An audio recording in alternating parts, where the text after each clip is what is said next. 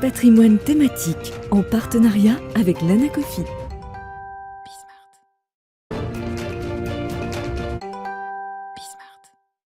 Et c'est parti pour Patrimoine thématique, donc consacré comme tous les jeudis à l'investissement socialement responsable. Aujourd'hui, nous avons le plaisir de recevoir Michèle Papalardo, la nouvelle présidente du comité du label ISR. Bonjour Michèle Papalardo. Bonjour. Bienvenue sur ce plateau. Donc, vous avez pris la tête du comité donc, du label ISR il y a maintenant 3 semaines environ. Juste pour rappeler un petit peu d'où vous venez, vous avez eu plusieurs vies, dont une dans l'écologie. Vous avez été directrice de cabinet de Nicolas Hulot lorsqu'il était ministre de la transition écologique. Vous avez été commissaire général au développement durable et présidente de l'ADEME. Aujourd'hui, vous êtes donc à la tête du comité du label ISR avec un changement complet de gouvernance au sein de ce label, et ce en lien avec notamment les critiques qui pouvaient être émises à l'encontre de ce label. Et alors, j'ai noté celle notamment d'un rapport de l'IGF qui estimait que l'ISR faisait à l'épargnant une promesse confuse. Je cite, il affiche une ambition d'impact social et environnemental, mais ses exigences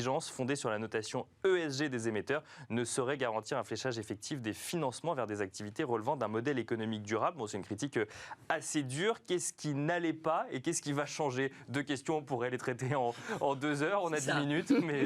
Je pourrais vous renvoyer à la lecture du rapport. Oui, finalement, c'est pas si mal que ça. Non, mais je trouve qu'on a... Enfin, déjà, il faut soulever qu'on a fait les choses dans l'ordre. En 2016, on a créé un référentiel sur l'ISR. La France était plutôt pionnière sur le sujet, donc on s'est lancé, on va dire ça comme ça. Donc, et on a eu plutôt du succès, puisqu'il y a finalement à peu près 750 fonds aujourd'hui qui sont labellisés, 150 à peu près sociétés de gestion, et aussi, bon an, mal an, 600 milliards qui sont concernés par le sujet. Donc, voilà, on n'aurait pas d'argent et pas de fonds, on se dirait, oh là, ça va pas du tout. Bon, là, on en a beaucoup, et donc, on a fait ce qu'on fait en général pas si bien que ça. On a fait une évaluation au bout de 4-5 ans, parce que le rapport de l'IGF, c'est ça. Il a tout mis à plat, il a tout regardé. Il a regardé si ça correspondait finalement aux objectifs. Oui, c'est ça. Et puis 2016, 2021, il s'est passé des choses. Donc le contexte surtout a évolué. D'abord, on n'est plus tout seul, heureusement d'ailleurs. C'est mieux de faire l'exercice. Donc on peut se comparer. Donc les uns et les autres ont pris des voies un peu différentes. Avec le temps, il y a un certain nombre de choses qui ont évolué. Et donc après ce rapport d'évaluation, on en a tiré des conséquences et on le met en œuvre. Voilà. Alors on ne met pas en œuvre toutes ces recommandations, non, effectivement, à commencer d'ailleurs par la gouvernance elle-même, mais c'est des choix, les rapports. Moi, j'ai été à la Cour des comptes, donc voilà, on est content déjà quand le rapport est lu et utilisé. Après, on n'est pas forcé d'être suivi sur tous les points. Un comité restreint, voilà, et très financier. Et très financier, alors que nous, on est resté 13, 12 plus moi, la présidente, et c'est un comité qui est plutôt un comité des parties prenantes, en fait. Oui, c'est ça. Il y a très peu d'acteurs de la finance qui sont présents au sein de ce comité. Il n'y a qu'une seule personne. C'est le gros changement par rapport au précédent. C'est-à-dire que le précédent, c'était essentiellement des gestionnaires de fonds qui essayaient de créer le label avec leur technicité, etc. Là, on va continuer à être technique, vous inquiétez pas, mais là, on a un comité dans lequel il y a des investisseurs, des épargnants, quand même aussi, bien sûr, des gestionnaires de fonds, mais aussi des conseillers, c'est-à-dire ceux qui essayent de vendre ensuite les fonds, c'est important. Et puis des académiciens, enfin des académiques, pardon, pas des académiciens, des académiques qui voient les choses avec un petit peu plus de recul, de manière à ce qu'on puisse vraiment, à chaque fois qu'on va faire évoluer le référentiel, puisque c'est ça l'objectif, de l'adapter et de le faire évoluer, avoir l'avis de toutes les parties prenantes autour de la table et essayer de trouver les meilleures solutions pour le faire avancer. Et est-ce que du coup ça veut dire qu'il y aurait plus d'efficacité parce que ce ne serait pas les mêmes qui proposent les produits et qui les labellisent de l'autre côté?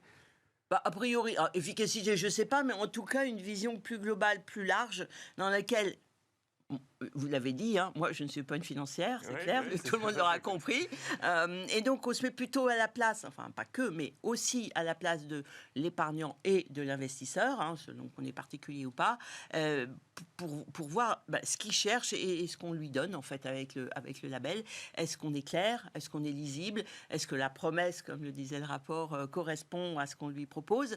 Est-ce qu'on comprend bien en fait ce qu'on essaye de proposer et essayer d'avoir quelque chose disons, qui aura plus encore la confiance des épargnants et des investisseurs, puisqu'en matière de finance, là, je ne suis pas une financière, mais je comprends que la confiance, c'est important, et donc il faut absolument qu'il y ait la confiance. Justement, en matière de confiance, on y viendra après. Juste avant, là, aujourd'hui, donc, il y a le label ISR. En France, il y a également le label Finansol, le label Greenfin, et c'est sans parler du 4e label qui est plus lié à l'épargne salariale. Ça, c'est que pour la France. Il y a des labels au niveau européen. Il y en a un certain nombre qui ont chacun leur spécificité, leurs promesses. Le label est censé clarifier finalement ce qui se passe quand on fait de l'investissement socialement responsable, d'ailleurs qu'on appelle également durable ou à impact, c'est des réalités différentes, mais bon, la volonté globale est quand même la même. Est-ce que ça ne vient pas complexifier le fait qu'il y ait autant de labels qui viennent labelliser autant de stratégies différentes? Bien sûr, mais ça c'est classique, surtout sur les sujets, alors là, avec ma vision environnement.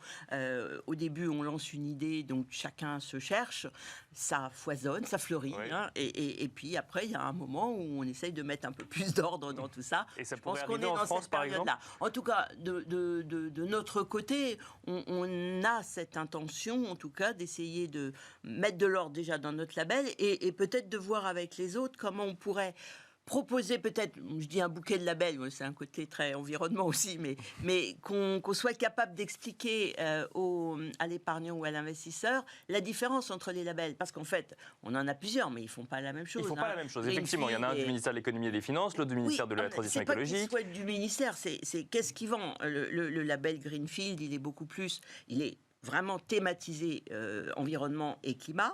Le label ISR a vocation à être très transversal et à couvrir tous les sujets. Finansol, lui, est effectivement solidaire, finance solidaire. Il est plus sur le S de ESG pour le coup. Oui. Voilà. Et puis celui sur l'épargne salariale, il est destiné à l'épargne salariale. Donc, voilà, vous voyez, ça, c'est pas forcément des choses qui se recoupent, ça dépend ce que veut faire l'investisseur ou l'épargnant. Et c'est ça qu'il faut qu'on lui explique. Si possible, qu'on lui simplifie la vie pour qu'il comprenne qu'il y a une base commune et ensuite qu'il puisse peut-être aller prendre le sujet qui l'intéresse particulièrement, s'il a un sujet qui l'intéresse particulièrement. Bon alors, sur l'investissement socialement responsable, il y a quand même déjà, on n'arrête plus les annonces sur le sujet. Là, COP26, en ce moment, les financiers ont pris la parole hier. Marc Carnet, l'ancien gouverneur de la Banque d'Angleterre, qui nous explique que maintenant, il y a 450 établissements dans 45 pays qui sont prêts, qui sont capables de mobiliser 130 000 milliards de dollars d'actifs pour atteindre la neutralité carbone en 2050. Donc on se dit c'est bon, la planète est sauvée. Puis il y a des scandales assez réguliers, il y a des WS, il y a BlackRock, on se rend compte qu'ils annoncent verdir plus qu'ils ne le font réellement. Et troisième paramètre de l'équation, on a sur ce plateau très régulièrement des professionnels de la finance qui nous disent investissez en ISR, ça ne rognera pas sur les rendements. Donc on se dit finalement, tous les voyants sont au vert, on sauve la planète, on a des rendements, et finalement, pourquoi est-ce qu'on n'y va pas plus? Et donc, quand on creuse un peu, on se rend compte que tout n'est pas si clair que ça, qu'on ne comprend pas réellement dans quoi on investit, dans quoi on n'investit pas, s'il faut faire de l'exclusion ou pas, comment est-ce qu'on peut clarifier ça? Et déjà, est-ce que ISR égale forcément rendement similaire, ou il faut accepter que c'est une idée fausse? Non, a priori, en tout cas dans l'objectif et dans la promesse du label, il n'y a pas le fait qu'on va avoir moins de rendement, hein, du tout. Après, bon, il y a des fonds qui sont plus rentables que d'autres, que ce soit dans l'ISR ou dans pas ISR. Bien sûr. Donc après, voilà, chacun fait son métier et cherche. Mais vous pouvez tout à fait faire de l'ISR et être rentable. Aujourd'hui, les investissements dans les énergies renouvelables, par exemple, c'est plutôt des investissements rentables. Voilà. Donc, le lien, il n'est pas dans le rendement ou pas rendement, ça après c'est le travail des financiers. Le sujet, c'est effectivement, est-ce que l'on souhaite que son épargne ou son investissement aille et c'est là que la promesse doit être claire, pour le moment, avec le label ISR, on va dans des fonds qui ont exclu, parce que c'est ça, qui ont exclu de leur portefeuille les sociétés les moins bien notées en matière de RSE. C'est ça, donc ça passe Je le dis forcément avec des mots clairs.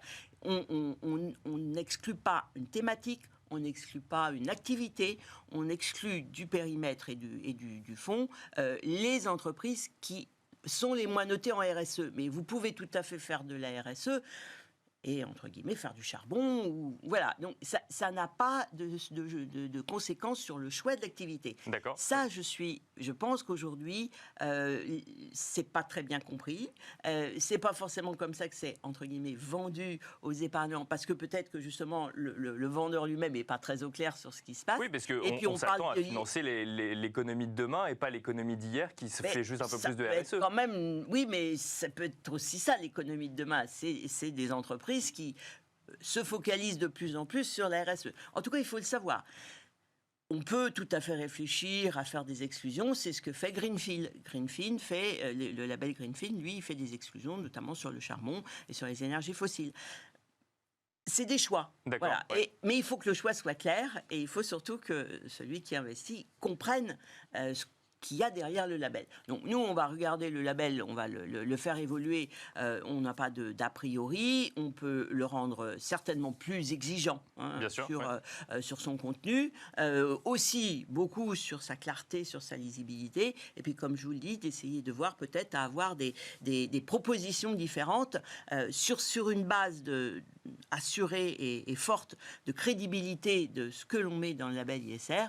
Puis ensuite, peut-être aller trouver des spécificités si les gens veulent des spécificités dans leur épargne. Et alors pour conclure, Michel Papalardo, est-ce que du coup, pour conserver sa crédibilité, le label ISR va moins labelliser à partir de maintenant ou c'est pas forcément... Ça c'est pas on n'a pas un objectif quantitatif. L'objectif quantitatif, c'est comme vous le disiez, c'est que tous les financements deviennent le plus possible ISR. Donc l'objectif, c'est pas dire on veut en faire moins. Non, l'objectif, c'est que les fonds qui sont labellisés soient plus exigeants, soient encore plus en faveur du développement durable et responsable et juste. Parce qu'il y a aussi la dimension sociale, il ne faut pas l'oublier. Voilà, faut pas l'oublier, c'est aussi important.